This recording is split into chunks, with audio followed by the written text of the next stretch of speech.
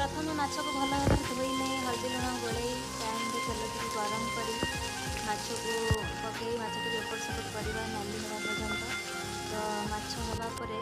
से माछ को आम गोटे पात्र काढ़ी रखी से बड़का तेल किसी आलू भाजी नवा आलू किसी फ्राए होगापर सांग मैंने तार से बड़का तेल आ तेल नवा भी दरकार नहीं बड़का तेल किसी सुखिला मसला दे ताको टिके एपट सेपट करी किछि पियाज देबा पियाज टू किछि समय जारी होला परे टमाटो देबा किछि भृषंग पत्र देबा एन ताको टिके एपट सेपट करी किछि सुखिला गुंड देबा तापर अदा रसुण बटा देन किछि कषिबा परे मसला तरकारी आलू कषिबा परे पानी देबा देन माछ पकेबा सांग माने आपण एमती बनै कि खांतु आ हमकु भी जणांतु कमेंट बॉक्स रे आपण माने हमकु कमेंट करंतु आम चैनल को